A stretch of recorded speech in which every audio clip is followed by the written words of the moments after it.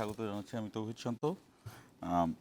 আলোচনা তো আসলে নির্বাচন নিয়েই কথা হচ্ছে, বিভিন্ন টকশোতে তাই কথা হচ্ছে, প্রচারণা সব কিছু নিয়ে আলোচনা হচ্ছে। আমাদের আজকের বিষয় তাই কেমন চলছে প্রচারণা। তবে একটি বিষয় আমি উল্লেখ করতে পারি, আমি জানি না যে আমি যে ওয়ার্কিং জার্নালিস্ট হিসেবে আমাদের যে রাজনৈতিক দলগুলো বিভিন্ন ধরনের সভা সমাবেশ করছে, বিভিন্ন জায়গায় যাচ্ছে, তারা কেউ বলছে হাসপাতাল করে দিবেন, কেউ বলছে যে বিভিন্ন আঞ্চলিক রাজধানী করে দিবেন, কেউ বলছেন বিভিন্ন ধরনের আলোচনা হচ্ছে। মাঝে মাঝে কোনো দল আরেক দলকে বিভিন্ন ধরনের বিষয়ে কথা বলছেন। অর্থাৎ 5ই আগস্টের উপরে যে নির্বাচনটি হচ্ছে, 5ই আগস্টকে ধারণ করে যে নির্বাচনটি হচ্ছে, সেই নির্বাচনেও 5 আগস্টের আগের যে রাজনৈতিক ফেনোমেনাটা, সেটা আমার কাছে মনে হচ্ছে দেখা যাচ্ছে। এইটা আসলে রাজনৈতিক দলগুলো বুঝে করছে, না বুঝে করছে, নাকি না তারা আসলে ওই ফেনোমেনা থেকে বের হওয়ার মতো সক্ষমতা নাই তাদের মধ্যে, বা ওই বুদ্ধিবৃত্তিক চিন্তা ভাবনাও তারা গ্রো করতে পারেনি কিনা, আমরা এই আলোচনাটাও এর মধ্যে রাখবো। আমাদের সাথে আছেন জবানের চিন্তক ও সম্পাদক জমান রেজাউল করিম রনি, আপনাকে স্বাগত জানাচ্ছি, এবং আছেন জাতীয় নাগরিক পার্টির যুগ্ম সদস্য সচিব জয়নাল আবেদিন শিশির, আপনাকেও স্বাগত জানাচ্ছি। দর্শক, শিরোনাম দেখে আলোচনা শুরু করব। সুষ্ঠু নির্বাচনের স্বার্থে সর্বোচ্চ কঠোর হাতে সশস্ত্র বাহিনীকে প্রধান উপদেষ্টার নির্দেশ। ভোট কেনাবেচা ঠেকাতে মোবাইল ব্যাংকিং এ নজরদারি করবে EC. Mobile financing service misuse যাতে না হয় সে ব্যাপারে নজরদারি চলবে, আপনারা অতি শীঘ্র জানতে পারবেন। এবার ভোটে থাকবে 55,500 দেশি পর্যবেক্ষক। দেশের স্বার্থে নিরপেক্ষ ভূমিকা পালনের আহ্বান বিশ্লেষকদের। একটি গোষ্ঠী নির্বাচনকে বাধাগ্রস্ত করার চেষ্টা করছে বললেন তারেক রহমান। সব ষড়যন্ত্রের বিরুদ্ধে নেতাকর্মীদের সজাগ থাকার আহ্বান। ক্ষমতায় গেলে জনগণের সম্পদের ওপর হাত দেবে না জামায়াত, বললেন দলটির আমির। প্রশাসনের নিরপেক্ষতা নিয়ে প্রশ্ন এনসিপির নেতাদের।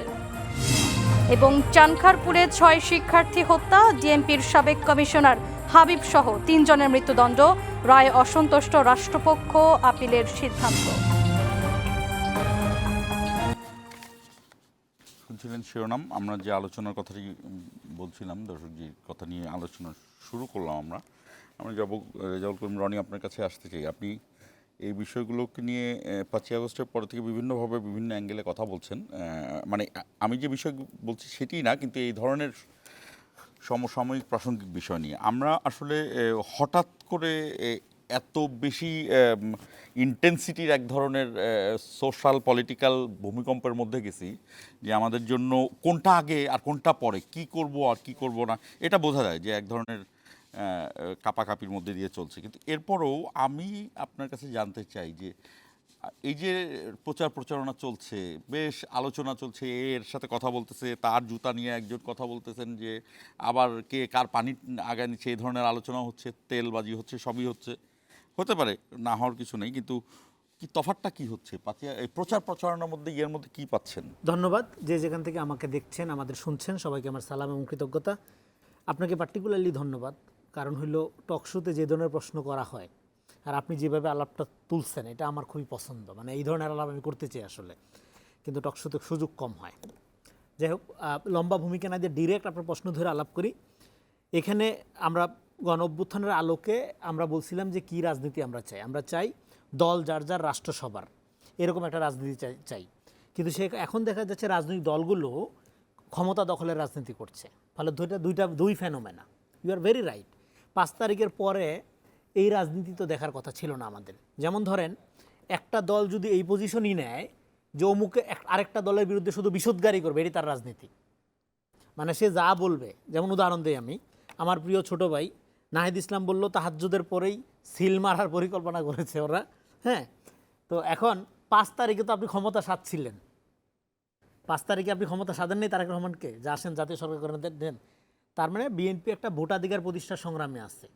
তো এখন ভোটাধিকার প্রতিষ্ঠার সংগ্রামে আছে, এবং আপনারা নিজেরা সে একটা বেসরকারি টেলিভিশন চ্যানেলে বসে, হ্যাঁ, আপনার স্কাইপি আলাপের মধ্যে 5 তারিখেই আপনারা জাতীয় সরকার গঠনের নেতৃত্ব তারেক রহমানকে নেওয়ার আহ্বান জানিয়েছিল অন রেকর্ড। তারপরেও সে নেয় নাই, কারণ বলছে যে আপনারা একটা নিরপেক্ষ সরকার গঠন করে নির্বাচনের মাধ্যমে নেওয়া হবে, কারণ ভোটাধিকার প্রতিষ্ঠার সংগ্রামে বিএনপি ছিল, ওই জায়গা থেকে সে সরতে পারবে না। জাতীয় সরকারের ধারণাটা কিন্তু তারেক রহমান আরো আগে দিয়েছে না, জাতীয় সরকারের ধারণা উনি বলছেন নির্বাচনের পরে, এবং নির্বাচনের পরে, সেটাও সেই করবে। হিসাবেই এবং বলছি। দুই জিনিস কিন্তু, একটা হলো অভ্যুত্থান, তো এটা ধরেন সাডেনলি আমরা এই বাস্তবতায় আসছি, আর একটা ছিল গণতান্ত্রিক সংগ্রাম, আন্দোলন সংগ্রামের যে দল, যার সেই জোট, তারা একসাথে নির্বাচন করছে, আসন সমঝোতার মধ্যে তারা গেছে, তারা তো আছে অলরেডি, তাদেরকে নিয়ে হয়তো যদি জনগণ তাদের ভোট দেয় তারা সরকার গঠন করবে, সেই জায়গায় বিএনপি আছে। কিন্তু আমি বলতেছি এই যে আক্রমণটা, আবার ধরেন তারেক রহমান যে বক্তব্যগুলো দিচ্ছে, হয় আপনি টুইস্ট করছেন অথবা আপনি মিথ্যা কার্ড বানাচ্ছেন, ফটো কার্ড সোশ্যাল মিডিয়াতে। এবং এই নির্বাচনের আগের থেকে সোশ্যাল মিডিয়াতে আপনার, ধরেন আমি যদি সমালোচনা করি, আপনি তখন করছেন কি সমালোচনার একটা এথিক্স আছে। ধরেন আমি তো আপনার যে সমালোচনা করছি একটা ভ্যালিড পয়েন্টে, আপনি সেই পয়েন্টটাকে অ্যাকনোলেজ না করে, আমার তো গায়ের রং কালো, আমার বাপ তো শ্রমিক, আমার তো পড়াশোনা নেই, আপনি যাচ্ছেন ওই লাইনে, মানে আপনি চরিত্র হননের লাইনে চলেছেন সরাসরি। আমি কি কন্টেন্ট নিয়ে আলাপ করছি, আমি কোন পয়েন্টে আপনার সমালোচনা করছি, সেটার জবাব দিয়ে আপনার রাজনীতিটা কারেক্ট করা বা আমার সাথে এঙ্গেজ হওয়া, তার চেয়ে আপনার প্রধান হয়ে যাচ্ছে আমাকে ভিলেন বানানো, আমাকে ভিলিফাই করা। হ্যাঁ, এবং আপনি মনে করছেন আমি আপনার ভ্যালিডেশন চাচ্ছি। নো, আপনার ভ্যালিডেশন আমি চাচ্ছি না। 5 তারিখের গণঅভ্যুত্থানের পরে এই জেনারেশনের যারা আমরা কেউ কোনো রাজনৈতিক দলের ভ্যালিডেশন চাই না আমরা, কারণ এর মধ্যে দিয়ে আমরা একটা কালেকটিভ কর্তা সত্য অর্জন করেছি। ফলে আমরা ক্রিটিক করব। আমরা এর আগে আওয়ামী লীগের করেছি, হ্যাঁ, বিএনপির করেছি, জামাতের করেছি, এনসিপির করেছি, আবার এঙ্গেজমেন্টেও গেছি। ফলে 5 তারিখের পরে যেখানে রাজনৈতিক দলগুলো একটা ভিন্নতার মধ্যে থেকেও একটা কলিগ সুলভ আচরণের মধ্য দিয়ে একটা রাজনীতি বিকশিত করবে, কারণ আমাদের এখানে রাজনীতি বলতে একটা ফ্যাসিবাদী ধারা ছিল, এবং ওইটা রিঅ্যাকশনারি পলিটিক্সই সবাই ভাগবাটোয়ারা করে করতো, যে কারণে এখানে রাজনীতি ডেভেলপ হয় নাই। ফলে 5 তারিখের পরে যেখানে আপনাদের একটা রাজনীতি বিকশিত করার জন্য একজন আরেকজনকে হেল্প করা দরকার, একজন আরেকজনের যে ঘাটতি আছে সেটা পূরণ করার ক্ষেত্রে একটা কনস্ট্রাকটিভ ক্রিটিসিজমের কালচার ডেভেলপ করা দরকার, সেখানে আপনি যখন বয়ানের রাজনীতি করছেন, আপনি তো পলিটিক্স করেন না, আপনি তো করেন ন্যারেটিভস। এই ন্যারেটিভস পরাজিত হয় নাই, 54 বছরের হাসিনার ন্যারেটিভকে আমরা পরাজিত করি নাই, আমরা তো করছি। তারপর আপনি কেন এই লাইনে গেলেন? 18 বছর ধরে তারেক রহমানের চরিত্র হননের রাজনীতিকে আমরা পরাজিত করি নাই, করছি তো। তারপর আপনি কেন এই লাইনে গেলেন? সমালোচনা করা যাবে না সেটা আমরা একবারও বলি নাই, তারেক রহমানের সমালোচনা করা যাবে। বাংলাদেশে কেউ আর কাল্ট না, সবাই আমাদের কলিগ, সে যত বড় নেতাই হোক, কিন্তু আপনি চরিত্র হনন করবেন একজন লিডারের, এটা আমরা এলাও করবো না 5 তারিখের পরে। হ্যাঁ, তার অনার কোড আমাদের মানতে হবে। আপনাকে একটু দিয়ে রাখি, আপনি পরে বলেন যে আমরা কেন ফ্যাক্টের চেয়ে ন্যারেটিভকে খুব পছন্দ করি জাতিগতভাবে। এই রাইট, ন্যারেটিভ কেন পছন্দ করি? কারণ আমার সংগঠন নাই, আমার রাজনীতি নেই। ধরেন আপনি খারাপ, এই কারণে আমি ভালো। আরে ভাই, তুই ভালো হইলে তুই নিজ গুণে ভালো হ, ও খারাপ, এই জন্য তোর ভালো হইতে হবে কেন?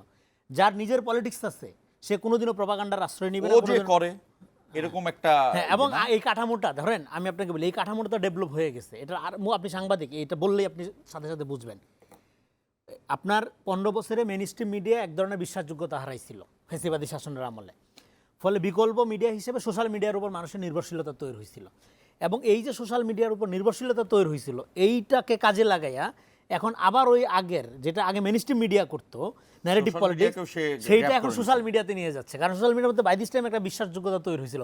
এই গণঅভ্যুত্থানে সোশ্যাল মিডিয়ার বিশাল ভূমিকা ছিল, বিশাল। আমরা যারা সোশ্যাল মিডিয়াতে অ্যাক্টিভিটি করতাম, মেইনস্ট্রিম মিডিয়াতে আসতে পারতাম না। ফলে সোশ্যাল মিডিয়ার যে বিশ্বাসযোগ্যতা তৈরি হয়ে গেছিল অলরেডি, সেটাকে ব্যবহার করে এখন এই আবার আগের আওয়ামী রাজনীতিতে তারা ফেরত যাচ্ছে, যেটা আগে মেইনস্ট্রিম মিডিয়া দিয়া সরকার করছে। এখন এটা সোশ্যাল মিডিয়া যেহেতু এই বিশ্বাসযোগ্য এবং এটা কি ক্ষতিটা করছে, এটা হলো সমাজের মোরাল ফ্যাব্রিকটা ভেঙে দিচ্ছে।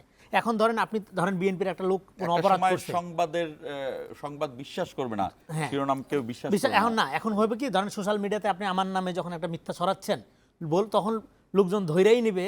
ধরেন আপনি যদি একটা সত্য অপরাধ, আপনি একটা সত্য খবরও যদি আপনি ছড়ান, ধরে নেব সোশ্যাল মিডিয়া ছড়াচ্ছে, তার মানে এটা গুজব, প্রপাগান্ডা ছড়াচ্ছে, আর যেটা গুজব সেটাকে সত্য মনে করে। ফলে এই যে এইভাবে হয় কি, পলিটিক্স তৈরি হওয়ার যে পসিবিলিটিটা, এটা ভেতর থেকে সমাজকে ভেঙে ফেলে। এই জন্য politics at the same time একটা এথিক্যাল পয়েন্টের উপর দাঁড়াইতে হয়। আপনি যদি চালাকি করেন, আপনি যদি নগদ লাভের জন্য ম্যানুভারিং করেন, টুইস্ট করেন, সত্যকে মিথ্যার সাথে মিশাইয়া, সত্য না মিথ্যা না পলিটিক্যাল ট্রুথ তৈরি করেন, আপনার পরিণত হবে হাসিনার মতো, আজ অথবা কাল। কথা পরিষ্কার।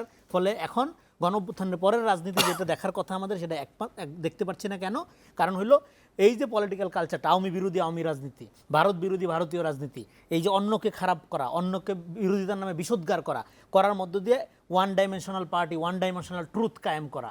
হ্যাঁ, যে তুমি যদি ওই মুখ দলের পক্ষে বলো তাহলে তুমি দালাল, কিন্তু আমার পক্ষে বলে তুমি নিরপেক্ষ। এই যে আপনার নতুন ট্রুথ আমদানি করা হচ্ছে, নতুন সত্যের আমদানি করা হচ্ছে। এর মধ্যে দিয়ে বেসিক্যালি এই জন্য আমি 5 তারিখের পরে বলছিলাম আমরা একটা লেট ফ্যাসিজমের মধ্যে আছি, ফ্যাসিজম উইদাউট শেখ হাসিনা। ফলে এখানে গণতান্ত্রিক কালচার তৈরি করার জন্য শব্দটা তার মধ্যে ইন্ডিয়াকে আছে। হ্যাঁ, রাইট। এবং রাইট, ইন্ডিয়া, এটাকে আমি বলি ভারত বিরোধী ভারতীয় রাজনীতি। ফলে এইখানে গণতান্ত্রিক কালচারের জন্য আপনার প্রথম দরকার হলো টলারেন্সি ফার্স্ট, ডেমোক্রেসি সেকেন্ড। টলারেন্সি তৈরি হবে কীভাবে? যখন আমি আপনাকে ক্রিটিক করব কিন্তু আপনি আমার মানবিক মর্যাদা রক্ষা করবেন।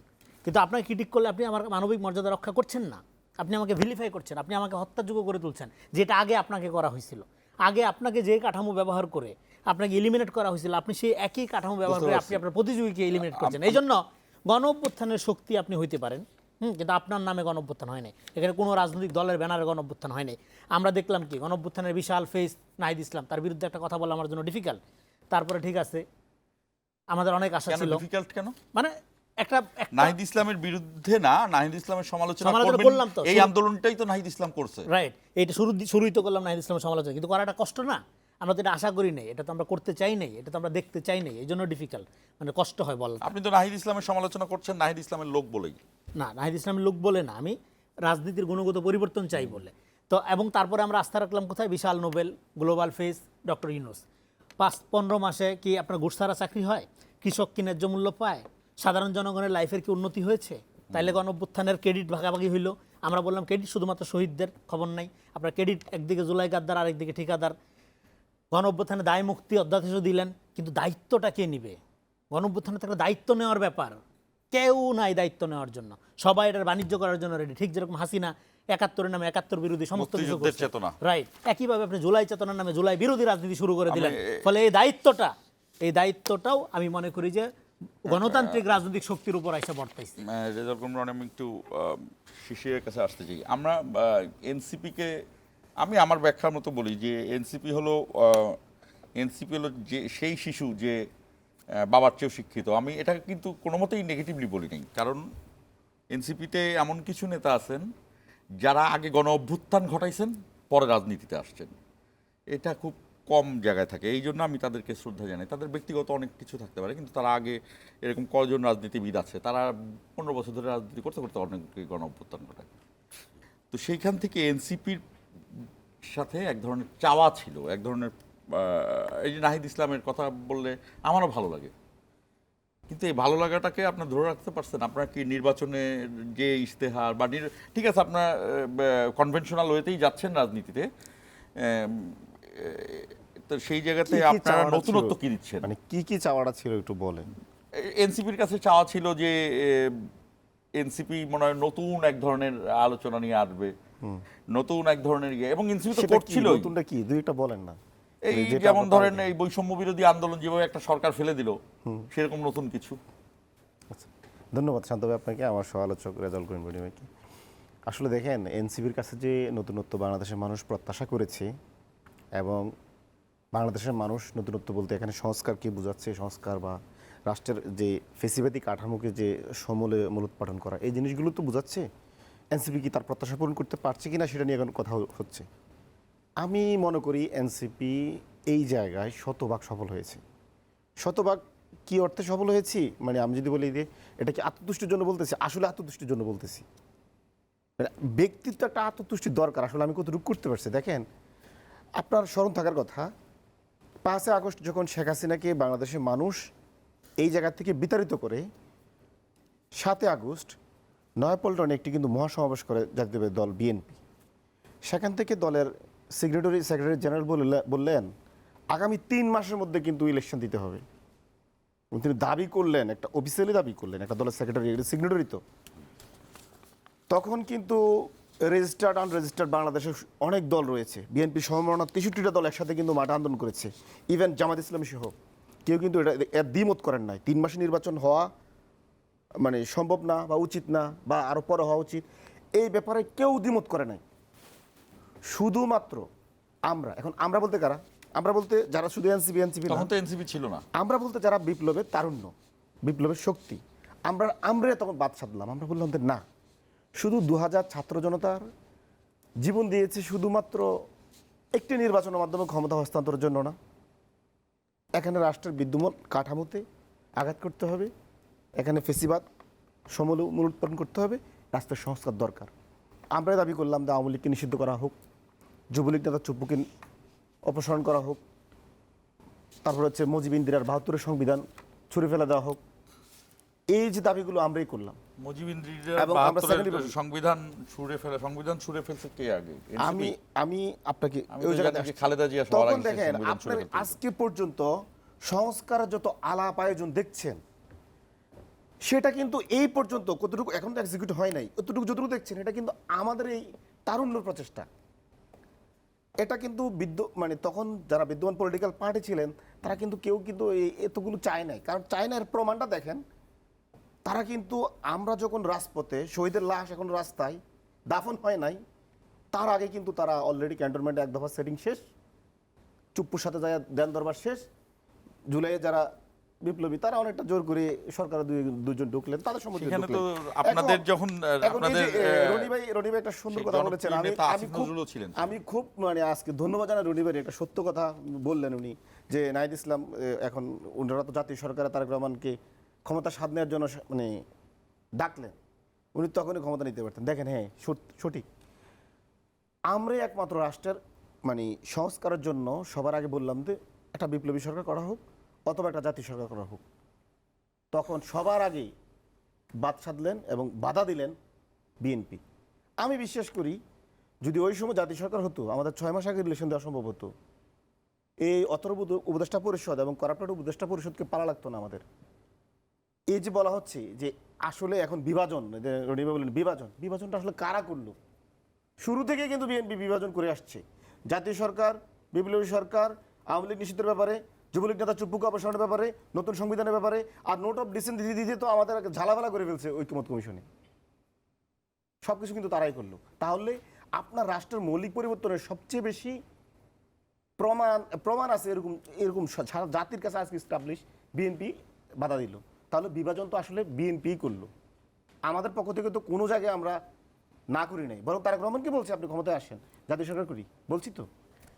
তারপরে বললো নেগেটিভের রাজনীতি সবার আগে কে ঢুকলো? আমরা করলাম জুলাই বিপ্লব, আমাদেরকে বানা দেওয়া হলো জুলাই বিক্রেতা। বুয়েটের ওই স্লোগানটার কথা কিন্তু আমার এখনো মনে আছে। আমাদেরকে বলা হলো জুলাই বিক্রেতা, আর নিজেরা হয়ে গেল মানে মহান সাধু। অন্যদেরকে ৭১ নিয়ে আমরা মানে ছুরি ফেলে দিয়ে আসছি, ওই ৭১ নিয়ে আবার চাপাচাপি। তারপরে কি করলো? সবার আগে যে জিনিসটা করলো তারা জুলাইয়ের যারা বিপ্লবী তাদেরকে একটা করে চরিত্র হনন শুরু করলো। ওই বিদেশ থেকে একজনে বসে ফেসবুকে একটা স্ট্যাটাস দিবে, ওই স্ট্যাটাস দিবে যে কোনো এক জুলাই যুদ্ধের বিরুদ্ধে দিয়ে এটার উপরে একটা নিউজ করাবে, ওর লাইক কমেন্ট বেশির জন্য ওই নিউজের উপরে একটা টকশো হবে, ওই টকশো পড়া যায় তার বিরুদ্ধে একটা প্রতিবাদ করবে। কে করবে? বিএনপি ছাত্রী অ্যাক্টিভিস্টরা এবং বিএনপি কর্মীরা। এই হচ্ছে তাদের মানে নেগেটিভের রাজনীতি, বিভাজনের রাজনীতি।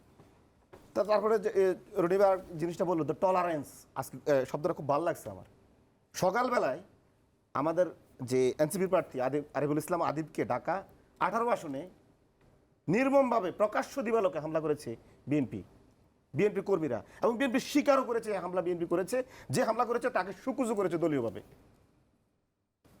গতকালকের কথা যদি বলি, দেখেন আদিবের কি হয়েছে তার শরীরে?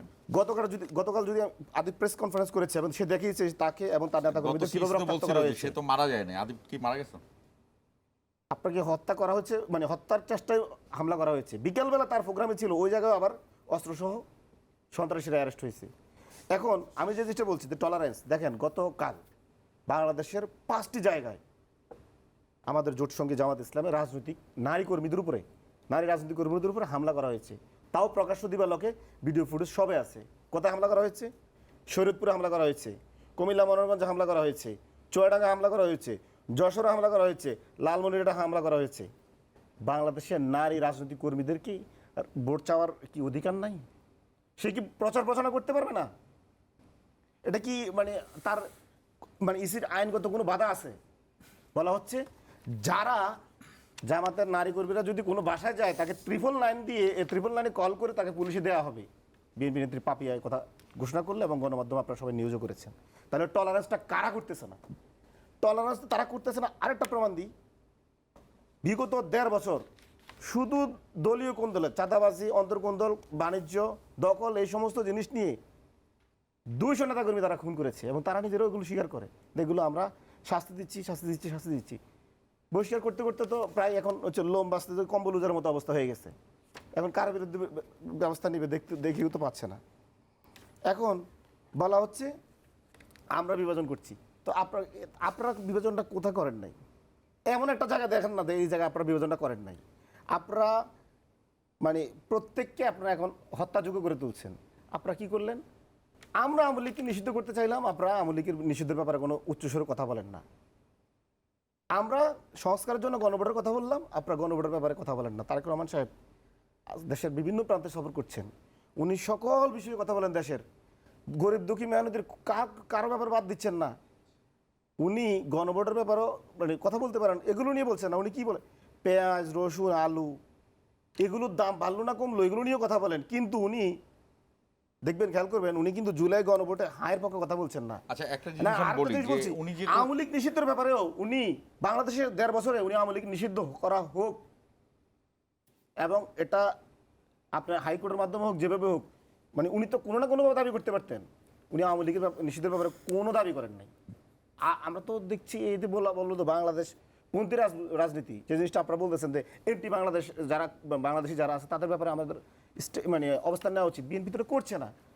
আমরা আতঙ্কিত হচ্ছে বিএনপি দ্বারা। আওয়ামী লীগের যে ন্যারেটিভ, এই ন্যারেটিভের কথা বললো না, আওয়ামী লীগের যে ন্যারেটিভ, পুরো ন্যারেটিভ দিয়ে আমাদের গাইল করা হচ্ছে। আমরা এখন আতঙ্কগ্রস্ত হচ্ছি কর্নেল তায়েরের মতো। আমাদের কি হত্যাযোগ্য করার জন্য বিএনপির কি কি পরিকল্পনা আছে তা নিয়ে। কারণ হাদিকে হত্যা করা হয়েছে, আজকে আজিবকে হত্যার চেষ্টা করা হয়েছে। জুলাই বিপ্লবীদেরকে বিএনপি কিভাবে ট্রিট করে বাংলাদেশের মানুষ কিন্তু দেখছে। হাদিকে নিয়ে তো বিএনপির কোনো বড় ধরনের আয়োজন নাই, বরং বলা ঠিক আছে, হচ্ছে আমি হাদিকে নাকি প্রশ্নটা গিরিবি করলাম না, বলা আমরা হয়েছে, বিরতিতে বলা যাব। হয়েছে বলে।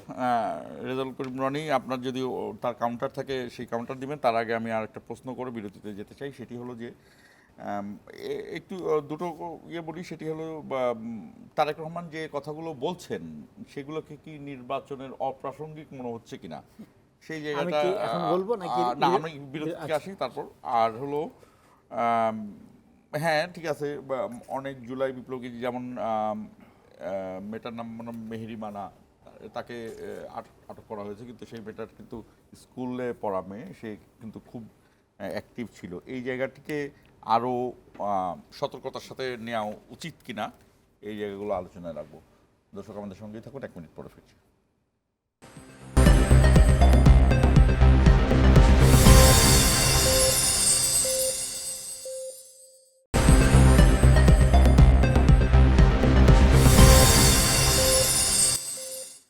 আবার স্বাগত ইস্পাহানি মির্জাপুর 0 আওয়ারে। আমরা আলোচনাটা করছিলাম কেমন চলছে প্রচার প্রচারণা। আসলে আমরা আলোচনা করছি প্রচার প্রচারণার ধরন কেমন।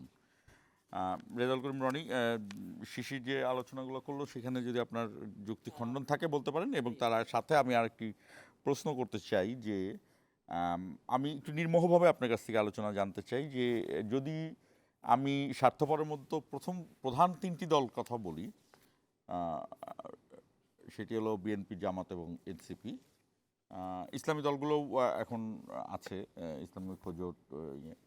সেই জায়গা থেকে এই দলগুলোর যে সামগ্রিক যে নির্বাচনী ইশতেহার আমি জানি না, বা সাধারণ মানুষ কতটুকু কি জানি না।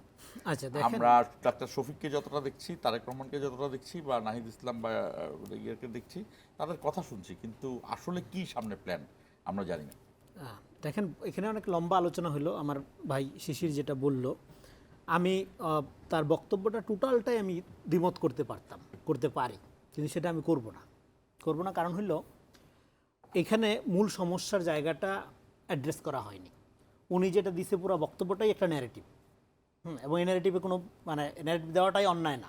ন্যারেটিভ দিলেই কেউ খারাপ হয়ে যায় তা না, কিন্তু সেই ন্যারেটিভের মধ্যে ট্রুথ আছে কিনা, সেই ন্যারেটিভের মধ্যে কী পারসেপশন ডেলিভারি করা হয় একজন রাজনীতির উৎসাহী ছাত্র হিসাবে বা একজন সমাজবিজ্ঞানের ছাত্র হিসেবে আমার সেটা দেখার দরকার, বা আমি দেখতে আগ্রহী।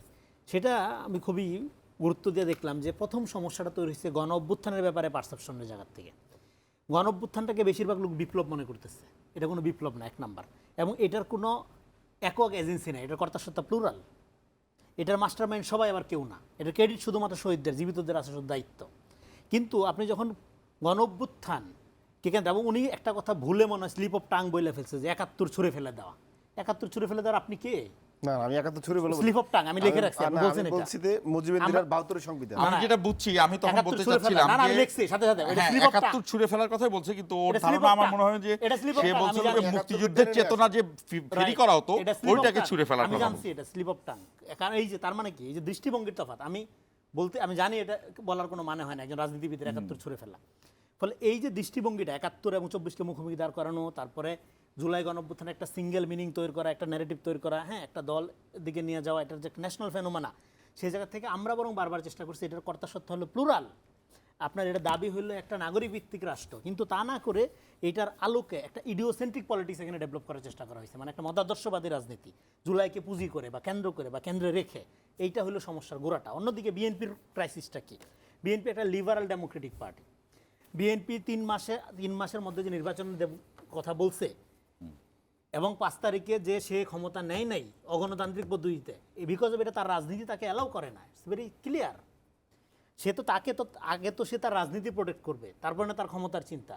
এবং সে মনে করে ক্ষমতাটা কি জনগণের প্রত্যক্ষ ভোটে জনগণের এজেন্সি স্বীকার করার মধ্য দিয়ে সে ক্ষমতায় যাবে। এটাই হলো বিএনপির রাজনীতি।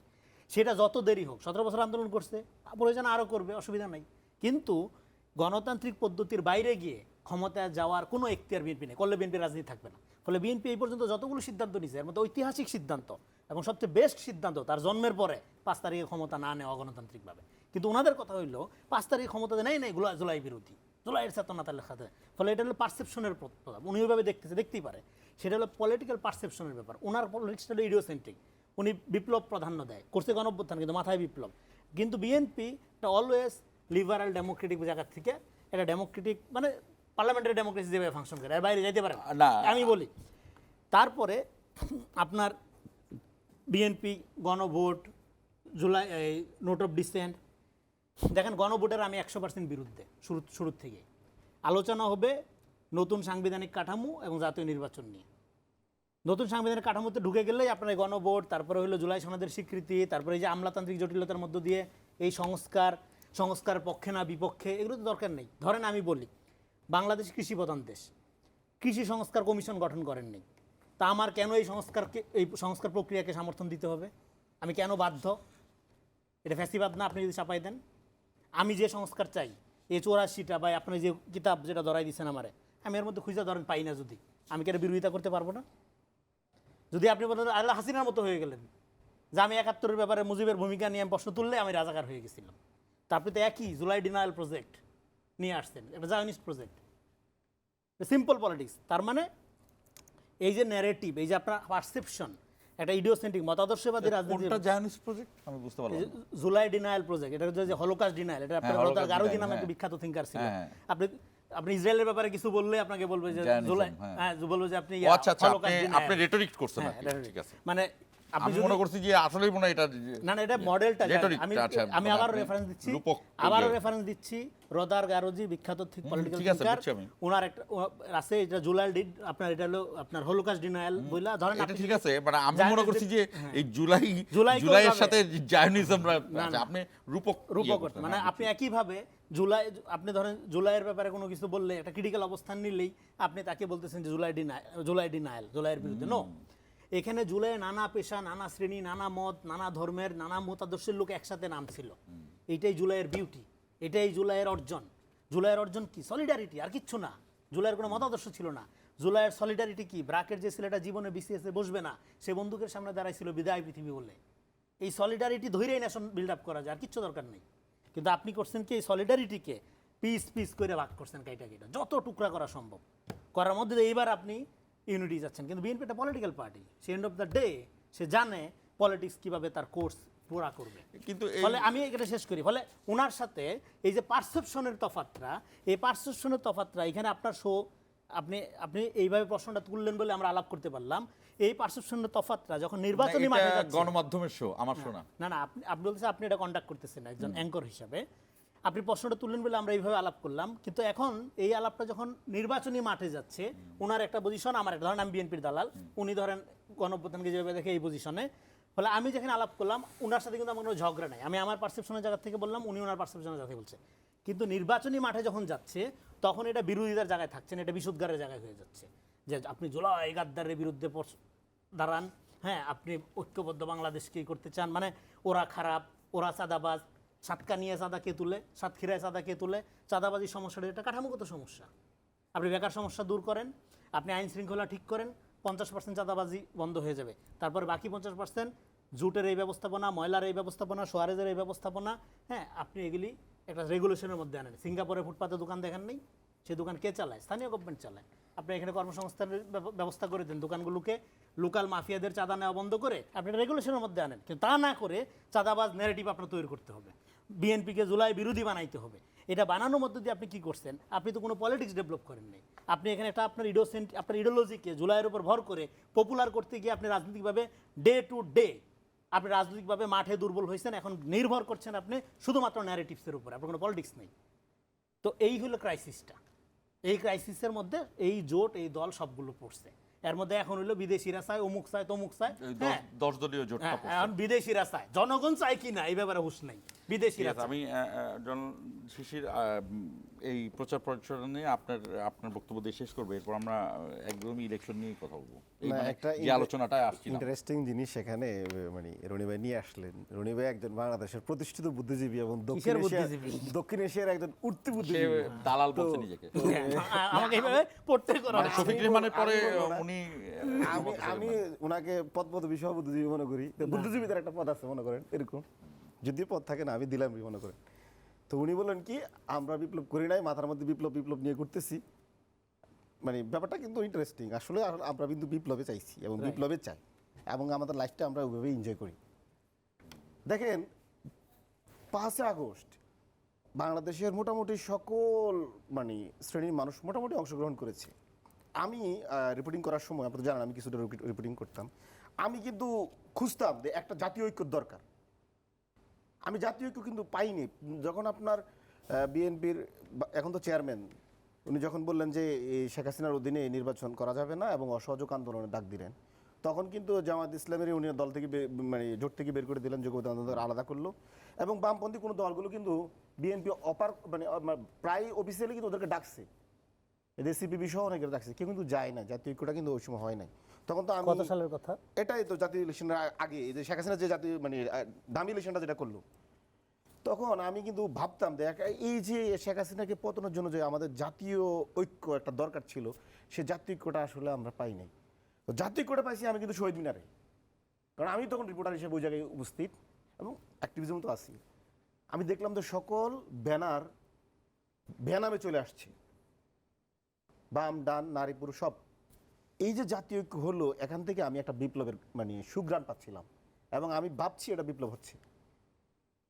আজকে ওনারা যে কথা বললেন যে 5 আগস্ট এত মানুষ প্রাণ দেওয়ার পরেও, এত মানে স্টেক হোল্ডার অংশগ্রহণ করার পরেও এটা বিপ্লব বলা যাবে না, বা বিপ্লবকে ওই সব গলাটিপে হত্যা করা হয়েছে বলা যাবে না। কিন্তু 7 নভেম্বর বিএনপিটা ওইটা বিপ্লব, এবং এর ব্যাখ্যা আমি দিব। মানে ওটা ভালোই বিপ্লব, এবং উনি ওনার মতো করে ব্যাখ্যা দিয়ে পার পাইতে পারেন। কিন্তু আমি বিএনপিকে বলতেছি, মানে বিএনপির ভাষায় রনি ভাই তার ব্যক্তিগতটা দিতে পারে যে আমি মানি না বিএনপি 7 নভেম্বরের এই বিপ্লব আমি মানি না। 7 নভেম্বর কিন্তু বিএনপির বিপ্লব না, এখানে কিন্তু একটা ভুল আছে। না এটা বিএনপি বাইরে পালন করে অফিসিয়ালি।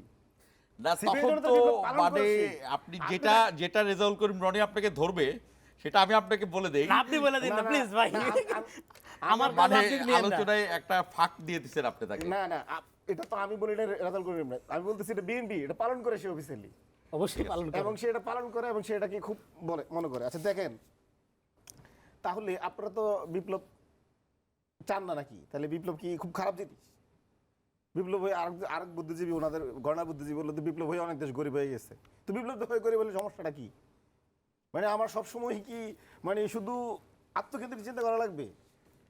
মানে আমি এর জন্য সত্য খুঁজবো না? সত্য খুঁজতে চাই যদি আমি কিছুদিন গরিব থাকি, তারপরে কি আমি সত্যকে ত্যাগ করবো? বিপ্লব হয়ে গরিব হয়ে গেছে, এটা কে বলছে? বলছে আরেক বুদ্ধিজীবীর নাম আজকে নাই বলি। আচ্ছা অসুবিধা নেই, নাম বলেন, এগুলো আমাদের সবই তো এখন তো আমরা নাম বললে চাকরি থাকবে না, এই আলোচনা তো চলে আসছি। রাইট। উনি যাতে আমার সামনে থাকলে ওনার টকশোতে বলছে না তাহলে উনি বিপ্লব সম্পর্কে জানেনই না, ফরাসি বিপ্লবের কথা জানে না, বাস্তিল দুর্গের কথা জানে না। কি বলেন, ইউরোপ পুরোটা দাঁড়ায় আছে ফরাসি বিপ্লব, তারপরে রেনেসাঁ। এখন দেখেন, আর মানে এটা কত খারাপ হতো বিপ্লব হলে ওনাদের মতে। আর আরেকটা জিনিস তো আজকে মজার জিনিস ঘটছে, বিএনপির মহাসচিব মির্জা ফখরুল ইসলাম আলমগীর তার নির্বাচনী ক্যাম্পেইনে বললেন যে শেখ হাসিনা আপা চলে গেছে, এখন আপনাদের জন্য আমার খুব কষ্ট হচ্ছে। উনি যদি যাদেরকে ফেলে রেখে থাকতেন, গেছে তারা অন্ততপক্ষে একটা গণতান্ত্রিক ব্যবস্থা থাকতেন, চিন্তা করা যায়। উনি শেখ হাসিনা যদি থাকতো তাহলে একটা অন্তত একটা গণতান্ত্রিক ব্যবস্থাটা থাকতো। আচ্ছা আমার এটা ব্যাখ্যা করেন তো, যে শেখ হাসিনা থাকলে গণতান্ত্রিক ব্যবস্থা থাকতো, তার মানে এখন গণতান্ত্রিক ব্যবস্থা নাই। এখন যে আমরা নির্বাচনটা করতেছি সবাই বাংলাদেশপন্থী দলগুলো, এর গণতান্ত্রিক ব্যবস্থা নাই, হাসিনারা লাগবে না এগুলো। এই ধরনের ওই সময়ই কিন্তু ওইখানে গণতন্ত্রের বিএনপির বিরুদ্ধে আমাদের যে ঐতিহাসিক অভিযোগ এবং অভিযোগগুলোতে দেখেন, আমরা আমি এটা 15 আগস্ট 1975 সালে এই দেশের সেনা জনতা আওয়ামী জাহিলিয়াত থেকে মুক্তি পেয়েছে এবং এর জন্য কিছু মানুষ তো কষ্ট করছে, এটা তো বিএনপি করে নাই। এবং কি করা হলো, বিএনপির দল গঠন করার পরে 1979 সালে ইলেকশনে আওয়ামী লীগকে পুনর্বাসন করলো, শুধু পুনর্বাসন করলো না, সংসদে তাকে 41টা আসন দিয়ে বিরোধী দলীয় পদমর্যাদায় সম্মানিত করলো। আমি আর জুলাই আন্দোলনের পরে এই শহীদের রক্ত দেখার পরে আমরা বললাম আওয়ামী লীগকে বিচারের মাধ্যমে নিষিদ্ধ করা হোক, যেভাবে হোক নিষিদ্ধ করতে হবে। বিএনপি বাদ সাধলো। ঐতিহাসিকভাবে বিএনপি হচ্ছে আপনারা সবসময় ফেসিবাদকে সেই মানে পুনর্বাসন করছে এবং এই জন্য সে নিজে তো ডুবছে, জনগণকে ডুবেছে। বিগত 17 বছর সে না পারলো ক্ষমতায় আসতে, না পারলো বিরোধী দলের ভূমিকা পালন করতে। তার যে এই জিনিসগুলো এখন সে অন্যদের উপর চাপিয়ে দিচ্ছে। আচ্ছা আমি আসলে দুইটা দায়বদ্ধতা আছে আমার এখান থেকে। একটা দায়বদ্ধতা একটু বলতেই হবে, সেটি হলো যে এই যে 15ই আগস্টের ঘটনার জন্য বিএনপিকে আওয়ামী লীগ খুব একটা দায়ী করে না, কিন্তু জিয়াউর রহমানকে দায়ী করে। আওয়ামী লীগের ফিক্সড কিছু narrative আছে। আমি একটু শেষ করি, রেসপন্স করি। আমি এটা আমাদের বিরুদ্ধে যেতে হবে কিন্তু। জুলাই গণ অভ্যুত্থান বিপ্লব স্কেলের একটা গণ অভ্যুত্থান, এটা কোনোভাবে বিপ্লব না, কারণ বিপ্লব হইতে গেলে ক্লাসিক্যালি তিনটা জিনিস লাগে। একটা বিপ্লব করি না, সমস্যাটা কি? আসলে বিপ্লবের মধ্যে বিপ্লবের সংজ্ঞায় জানলাম না, ও যেটা ক্লাসিক্যাল তিনটা জিনিস লাগে। বাংলাদেশে একটাই বিপ্লব হয়েছিল, সেটা হলো 7ই নভেম্বর সিপাহী জনতার বিপ্লব। কেন বিপ্লব হয়েছিল? কারণ বিপ্লব করে একটা এজেন্সি থাকে এবং মিলিটারি, ব্যুরোক্রেসি, জুডিশিয়ারি, তিনটার উপর নিয়ন্ত্রণ কায়েম করতে হয়। এখানে এটা পপুলার গণ অভ্যুত্থান হয়েছে, এই গণ অভ্যুত্থানের পরে মিলিটারি, ব্যুরোক্রেসি, জুডিশিয়ারি এটার উপর নিয়ন্ত্রণ কায়েম করা হয় নাই। দ্যাটস ওয়াই 24-এর এটা তো বললো কায়েম বলে করতে দেয়নি। কায়েম বলে কে করতে দিবে? কারে? যে গলা টিপে মারলো না কি জানি, কে কারে মারতে গেল? 5 তারিখে নাহিদ ইসলামের কথায় সবকিছু ডিসাইড হয়েছে। তারপরে আপনি যেটা করতে পারেন নাই বা করেন নাই, এটা আপনার ব্যর্থতা। কেউ এখানে এই দেখেন, সবসময় বলা হয় কি বিপ্লব তার সন্তানদের খেয়ে ফেলে, আর বাংলাদেশে কি দেখলাম, তার সন্তানরা এই বিপ্লব খেয়ে ফেললো। হ্যাঁ, তো যাই হোক, এখন ফলে এই কারণে, এবং 7ই নভেম্বর যেটা হয়েছিল, 7ই নভেম্বর জিয়াউর রহমান কি করছিল, যেই ন্যারেটিভটা আওয়ামী লীগ প্রচার করে, সেটা আমি আজকে এখনো শুনলাম। 7ই নভেম্বর একটা বিপ্লব করার পরে মিলিটারি ব্যাকগ্রাউন্ডের একটা লোক আইসা এখানে বহুদলীয় গণতন্ত্র প্রবর্তন করছে। জিয়াউর রহমান যে হানাবুট ছিল, আমি বলি কিন্তু বিএনপি ছিল না, না জিয়াউর রহমান ছিল। আমি তারপরে বিএনপি, আমি বলি জিয়াউর রহমান তো ক্ষমতায় ছিল, তার তো হানা ভোটও দরকার ছিল না, মিলিটারি সেনাপ্রধান ছিল, তার বিএনপি গঠন করারই তো দরকার ছিল না, সে তো অলরেডি ক্ষমতায় ছিল, সিএমএলএ ছিল। হ্যাঁ, ক্ষমতায় তো সে নিয়ে নিছিল ক্ষমতায়, তারপরে কেন তার দল গঠন করতে হইলো, জনগণের কাছে যাইতে হইলো? সে ক্ষমতায় নিয়ে নেয় নাই, কিন্তু তাকে ক্ষমতায় বসানো হয়েছিল। যেমন ধইরা নিলাম সে ক্ষমতা নিয়ে নিছে না, এটা আওয়ামী লীগের ধরেন আপনি, কিন্তু সে করছিলটা কি? ক্ষমতা নিয়ে পৃথিবীর ইতিহাসে একটা বিরল ব্যক্তিত্ব, মিলিটারি ব্যাকগ্রাউন্ড থেকে আইসা জনগণের কাছে যাওয়া, পার্টি ফর্ম করা, মাঠে ঘাটে হাঁটতে বেড়ানো এবং বাংলাদেশ গঠনের বুনিয়াদি যে দার্শনিক স্ট্রাকচার জিয়াউর রহমান তৈরি করে দিয়ে গেছে। আজকে আপনি বাংলাদেশ গঠন করতে যান, এই ডাইস, এই মডেলই লাগবে আপনার, এই জন্য এই মডেলই লাগবে। তার এখন আপনি, এবং সে আওয়ামী লীগ কেন জামাতে ইসলামকে রাজনীতি করার সুযোগ দেয় নাই, এটা বলেন না কেন? সে সমস্ত দলকে ওপেন করে, সে তো নিজে জামাত ইসলাম করছে, সুযোগ দিচ্ছে বড় হিসাব, সে তো জামাতের প্রার্থী ছিল। আরে বাবা, জামাতের প্রার্থী ছিল, এই যে হ্যাঁ, সে তো আইডিয়ালের প্রার্থী ছিল না, ওই সময় তো সবাই মিলে তো তার প্রেসিডেন্ট নির্বাচিত করলো। সে জামাতের, আচ্ছা তখন তো অন্য দল ছিল না, তো জামাত ছিল না ভাই, তখন সবাই মিলেই তো ছিল ওই সময়। তাই জামাতের প্রার্থী ছিল, এই কথাটা যে বলে, জামাতের পার্ট না, মানে এই তো জামাতের প্রেসিডেন্ট প্রার্থী কে ছিল? আইডিয়াল কি জামাত ছিল তখন? আইডিয়াল আর জামাত এক হয়ে গেল। আরে ভাই, আপনি এখন এদের তো একটা সমষ্টি, এটা একটা ঐক্য ফ্রন্ট ছিল, হ্যাঁ, একটা জোট তাদের ছিল। প্রার্থী কে ছিল? প্রার্থী জিয়াউর রহমান একা প্রার্থী ছিল না তো। না, ফোকাসে আসি আমরা। মানে আইডিয়ালের প্রার্থী কে ছিল? আমি এটা আপনি মানুষ শুনতেছে লাইভ শোতে, এইভাবে কথা বলতে হয় না যে আপনার ধরুন আইডিয়াল জিয়াউর রহমান জামাতের প্রার্থী ছিল। ফলে জিয়াউর রহমান এখানে একটা ডেমোক্রেটিক প্রসেস শুরু করার জন্য একটা সেনাবাহিনীর ব্যাকগ্রাউন্ড থেকে এসে যে উদ্যোগটা নিলে, এটা ঐতিহাসিক, এটা সারা পৃথিবীর জন্য একটা আপনার কি বলে দৃষ্টান্ত স্বরূপ ঘটনা আকারে রয়ে গেছে। এইটাকে আওয়ামী লীগ সবসময় মিলিটারি ব্যারাক, হ্যাঁ, এইভাবে একটা ন্যারেটিভ তৈরি করার চেষ্টা করে। জিয়া রহমান মানেই স্বৈরাচার, সেনা এবং সেনার প্রতি ঘৃণা। সেনাবাহিনী বাংলাদেশের পবিত্র সার্বভৌমত্বের একটা ইমোশনের নাম। হ্যাঁ, সেনাবাহিনী অন্যায় করলে আমরা সমালোচনা করবো না, সেটা আমি বলছি না, বলছি সেনা। কিন্তু আওয়ামী বয়ানের মধ্যে সেনাবাহিনী বা আওয়ামী বামপন্থী বয়ানের মধ্যে সেনা ইটসেলফ একটা ঘৃণাবাচক ব্যাপার। সেনা মানেই হলো আপনার স্বৈরাচার। এটা তো যে ইন্ডিয়ার সাতটা ইয়ের একটা, যে সেনাবাহিনী থাকবে না, হ্যাঁ, এটারই পরবর্তী। ফলে আপনারা এটা জানেন, তো তার মানে সেখানে জিয়াউর রহমান একটা মিলিটারি ব্যাকগ্রাউন্ড লুক এসে পুরা ডেমোক্রেসিকে রুটেট করার যে স্ট্রাগলটা করছিল, বিএনপি এখনো পর্যন্ত সেই স্ট্রাগল করতেছে। বিএনপি সমস্যা আছে এই স্ট্রাগল। বিএনপি নিজেই এটা বোঝে না, এটা আমি একদম স্পষ্ট করে বললাম যে বাংলাদেশি জাতীয়তাবাদ যে জিনিসটা, আমি এই আপনাকে বলি, থিওরিটাই বাংলাদেশি জাতীয়তাবাদ যেমন বিএনপি এটাকে ক্যাশ করতে পারে। জিয়া পরিবারের সদস্য, আমি একটা কথা বলি আজকে, জিয়া পরিবারের সদস্য, এই যে আরেকটা ন্যারেটিভ তার হচ্ছে পরিবারতান্ত্রিক রাজনীতি আমরা দেখতে চাই না। জিয়া পরিবারের সদস্য মানে কি? এটা কোনো ট্রাইবাল, রেসিয়াল, ব্লাড রিলেটেড ব্যাপার না, এটা মোরাল স্ট্যান্ডার্ড।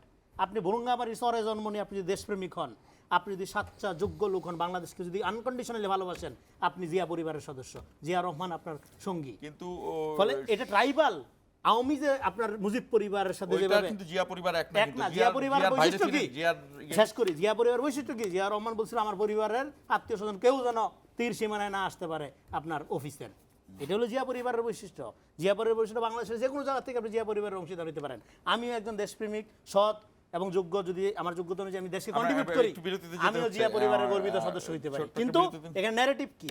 ন্যারেটিভ হলো পরিবারতান্ত্রিক রাজনীতির বিরুদ্ধে যেতে হবে। ফলে আমি বলছি বাংলাদেশের এই যে মূলধারা, বাংলাদেশি জাতীয়তাবাদ, এটা যে আমাদের সিভিলাইজেশনাল আইডেন্টিটি, এটাকে মূলধারা করা হয় না, এটা আমাদের বুদ্ধিজীবীরা করতে দেয় না। আবার আসবো শিশির আপনার কাছে, আবার আসবো, ছোট্ট একটু বিরতি নেব। বিরতির আগে বলে যাচ্ছি যে আমরা ঠিক এই মুহূর্তে একদম স্ট্রেইট নির্বাচন নিয়ে আলোচনা করব লাস্টের ভাগটায়।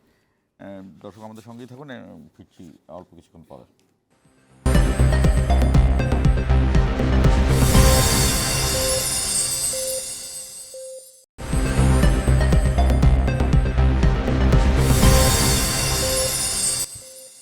দর্শক আবারও ফিরলাম। আমরা যে আলোচনাটায় ছিলাম, আসলে প্রচার প্রচারণার নতুনত্ব জানতে চাচ্ছিলাম, আপনারা দুইজনের কাছ থেকেই জানতে চাচ্ছিলাম আপনারা এই বিষয়গুলো। আমি এখন একদম সুনির্দিষ্টভাবেই জানতে চাই যে যেই প্রচার প্রচারণাগুলো চলছে, এখানে আমি টলারেন্স দেখি। যেমন টলারেন্স দেখি 2018 সালে তো বিএনপির কেউ দাঁড়াতেই পারে নাই, তাদেরকে ডেকে নিয়ে নির্বাচনে ঢুকে আবার নির্বাচনের মাঠ থেকে লাথি দিয়ে বের করে দেওয়া হয়েছে। আর 2024 সালে তো অন্য ধরনের সেখানে আওয়ামী লীগ নিজেই নিজেকে মেরেছে, কারণ তখন আর আওয়ামী লীগ মানে এটা হলো সাপ যখন সাপের লেজ খেয়ে ফেলে সেই জায়গাটা। তো এই এখনকার যে নির্বাচনী ইয়েটা খুব যে বিষদগার হচ্ছে, তারপর আমি কিছুটা আশাবাদী, কিন্তু সেখানকার নতুনত্ব কি দেখছেন? না, অনেক নতুনত্ব আছে। সব দলকে নিয়েই বলবো, নতুনত্ব অনেক কিছু আছে, সব যে একদমই কিছুই নতুনত্ব না এটা বললে ঠিক বলা হবে না। যেমন ধরেন যে তারেক রহমান এই পর্যন্ত কিন্তু কোথাও জামাত ইসলামের নামই নেয়নি, কিন্তু জামাত ইসলামের অনেক কন্টেন্ট নিয়ে সমালোচনা করছে, অনেক পজিশন মানে সাইড লাইনে গিয়ে বলছে, প্যারালালি বলছে। কিন্তু আপনি ধরেন অন্য কোনো নির্বাচন বাংলাদেশে দেখাইতে পারবেন যে তার বিরোধী পক্ষের নাম নিয়ে, হ্যাঁ, তাদের নেতাদের প্রধানদের চরিত্র হননের জন্য একজন আরেকজন, হ্যাঁ, ডাক্তার শফিক একইভাবে তো ফলে আক্রমণ হচ্ছে, প্রতি আক্রমণ হচ্ছে, কিন্তু নাহিদ ইসলামও করে, হ্যাঁ, আগের চেয়ে কিন্তু এক ধরনের ডিসেন্সি বজায় রাখতেছে, এবং এটা বোঝাই একটা সেলফ রেসপেক্ট, এবং এটা বোঝাই যাচ্ছে যে ধরেন এগুলো আসলে নির্বাচনী আমেজের অংশ হিসাবে আক্রমণ। সেই আক্রমণটার মধ্যে আপনারা ধরেন যে প্রতিহিংসার জায়গাটা কখনো কখনো রুট লেভেলে কেউ কেউ মানছে না, ছড়ায় যাচ্ছে, সেটা আটকানো, প্রতিহিংসাটা বন্ধ করতে হবে, সেই চেষ্টাটা দেখা যাচ্ছে। কিন্তু এটা একটা জায়গায় ফেলোর আছে, সেটা হলো সোশ্যাল মিডিয়া। মাঠ পলিটিক্সে আমি বলবো যে পরিস্থিতি যেটা আছে, সোশ্যাল মিডিয়ায় কিছু জায়গায় আক্রমণ ছড়ালো তাকে দেখা যায় না, যে কারণে এই যে ধরেন এখন আক্রমণ হচ্ছে, এই যে ধরেন আমার ছোট ভাই আদিবের উপর আক্রমণ হয়েছে, হ্যাঁ, আপনার এই যে ধরেন আক্রমণটা হইল, পুলিশের অ্যাকশন কি, সেনাবাহিনীর অ্যাকশন কি, এবং সেই অ্যাকশনের ক্ষেত্রে একটা সম্মিলিত, আমরা কোন রাজনীতির আশা করছিলাম? এই আক্রমণের জন্য জামাত, বিএনপি, এনসিপি, অন্য বাম দল সম্মিলিতভাবে একটা প্রতিরোধ গড়ে তুলবে। ওর উপর আক্রমণ কেন হইল? ধরেন আমি বিএনপির, কিন্তু আমি এই আক্রমণের মিছিলে যাব, ধরেন বিএনপির একটা গ্রুপই আক্রমণ করছে, যদি করে আবিদকে, আমি বিএনপির কর্মী হিসেবে আমার আন্দোলনে নামতে হবে। এটাই হলো ডেমোক্রেসি রাজনীতি। 5 তারিখের পরে এই রাজনীতি আমরা চাইছিলাম। ফলে এই ইলেকশনটা আমি বলি, দেখেন এই ইলেকশনে যেটা যেরকম হাইপ আপনারা তৈরি করার চেষ্টা করছেন, এইটার আমার মনে হয় না খুব বেশি দরকার আছে। ইলেকশনের পরে একটা জাতীয় সংহতির ভিত্তিতে আপনাদের দেশ চালাইতে হবে, আপনারা যে দলই থাকেন, একদম শেষ প্রান্তে এবং রনি আপনাকে বাংলাদেশকে জেতানোর একটা ইলেকশন আমাদের লাগবে। শিশির আমার হাতে 1.5 মিনিট আছে। দেখেন রনি ভাই যেটা বললো, আসলে জিয়া পরিবারের যে পরিবারতন্ত্র, মানে এটা আসলে কোনো পরিবারতন্ত্র না, এটা হচ্ছে একটা মোরাল স্ট্যান্ডার্ড। আমার খুবই মজা লাগছে জিনিসটা। আসলে রনি ভাইয়ের অনেক উন্নতি হয়ে যাবে খুব দ্রুতই। এটার উপরে কয়েকটা লেখা টাকা লিখবে, লেখার পরে নির্বাচনে যদি বিএনপি ওনার ক্ষমতা না যে দেয়, জায়গাটা আর খুব শক্ত হয়ে যাবে আশা করি, দোয়া করি। তো আপনি দেখেন পরিবারতন্ত্র এটা কোনো ব্যক্তিগত অর্জনের জন্য আমি না, কিন্তু কোনো কথা বলি না, কোনো দোয়াই কাজ করি করছি না। আপনার জন্য। তো দেখেন বিএনপির পরিবারতন্ত্রটা আপনি স্পষ্ট করতে পারবেন যে বিএনপির যে একটা বেগম জিয়ার জন্য যে শোকসভার আয়োজন করছে ওই জায়গা, আর হচ্ছে জয়শঙ্কর সাথে যে তারেক রহমান এবং ওনার মেয়ে জাইমা রহমানের বৈঠকটা, দেখবেন পরিবারতন্ত্র কিভাবে মানুষকে মানে আপনার অধিকারগুলোকে খর্ব করে। দেখেন বিএনপির ভিতরে যারা পলিটিক্স করছে, আপনি শুধু জিয়া পরিবারের লোকজন এখন বর্তমান স্ট্যান্ডার্ডটা দেখেন, মানে আপনার জয়শঙ্করের সাথে দেখা করছে তারেক রহমানের পর সেকেন্ড প্রোটোকলটা আপনি ছবিটা দেখবেন, ওই জায়গায় জাইমা রহমানকে দেওয়া হয়েছে। তারপরে হচ্ছে আমির খুসরু মাহমুদ চৌধুরী, সে হচ্ছে ফরেন অ্যাফেয়ার্সের চিফ, মানে ওদের মানে ওই জায়গায় যায়। এটা কি আসলে এতটা ক্রিটিক্যাল অ্যানালাইসিস? না না, ওই সময় তো এগুলোই ক্রিটিক্যাল অ্যানালাইসিস। আপনি বাংলাদেশকে আপনি কিভাবে মানে দেখবেন, এটা তো আসলে স্পষ্ট করছে আপনার ক্ষমতার এখানে কতটুকু কে কতটুকু পাচ্ছে। আপনি দেখেন ওনাদের যে মানে বিভিন্ন এই যে স্মরণসভাটা হলো, ওই জায়গায় দেখেন তো কার সাথে মানে তারেক রহমানের আশেপাশে কারা, কতটুকু চেয়ার ফাঁকা আছে, স্থায়ী কমিটির সাথে কতটুকু চেয়ার ফাঁকা আছে। এগুলো পরিবারতন্ত্র না, আমাদেরকে এগুলো বুঝাবেন এখন, এগুলো পরিবারতন্ত্র না। আর ওই যে মজিদতন্ত্রটাই পারিবারিক বিষয়। আরে ভাই, এই পরিবারতন্ত্র, যাজকতন্ত্র এগুলো নিয়ে পৃথিবীতে বহুত পড়াশোনা হয়ে গেছে। আপনি এগুলো আর ব্যাখ্যা দিয়েন না, দিলে আপনার স্ট্যান্ডার্ড নষ্ট হবে। বরং আপনি মনে করতে পারেন যে ভাই বিএনপিকে কিভাবে এই পরিবারতন্ত্রকে বের করা যায়, তাহলে আমরা বুদ্ধিজীবীরা টিকে যাবে। আমার বুদ্ধিজীবী টেকানোর কোনো দায় নাই, আমার বুদ্ধিজীবিতা নিয়ে আমার কোনো আগ্রহ আচ্ছা, নেই। আপনাদের দুজনকেই অসংখ্য ধন্যবাদ। এবং এটা একটা শোক সভা ছিল, এবং এটা পারিবারিকভাবে শোক জানানোর জন্য জয়শঙ্কর আসছিল, এটা কোনো ডিপ্লোম্যাটিক নর্মসের বৈঠক না, এবং সেটা পরিবারকেই জানাবে। আর জানেন আবার, কিন্তু আমি বলছি পলিটিক্যাল লিগেসি অর্থে জিয়া পরিবার বলতে কি বোঝায়। উনি যে জিনিসটা বললো যে একটা আবার বিপ্লব করতে পারেন, আর বিপ্লব করতে দিলেন না তো ভাই। বিপ্লব কেউ কারো করতে দেয়? এর আগে তো এর কি কথা বলেন? বিপ্লবের কিন্তু অনেক ধরন আছে, যেমন 300 বছর ধরেও কিন্তু বিপ্লব হয়েছে রেনেসা। হ্যাঁ।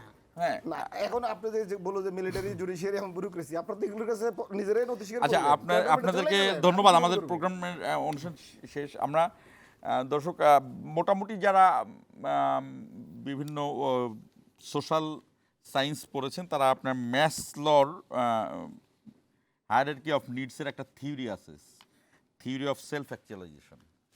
এইটা খুব মানে অনার্সে পড়ায় দেখে খুব জটিল থিওরি তা কিন্তু না। মানে আমাদের জাতিগতভাবে আমরা একটা অদ্ভুত জাতি।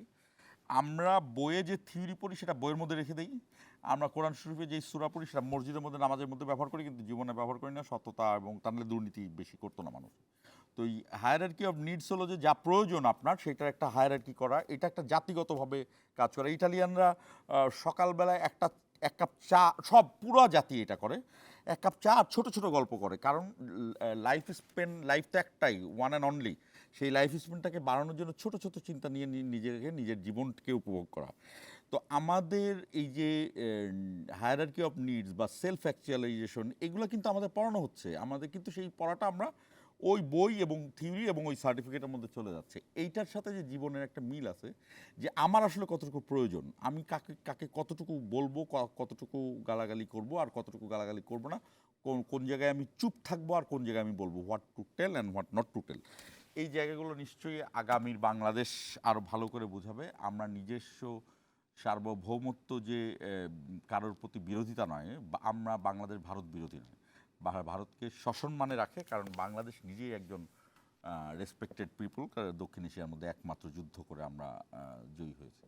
শেষ করছি ইস্পাহানি মির্জাপুর 0 আওয়ার।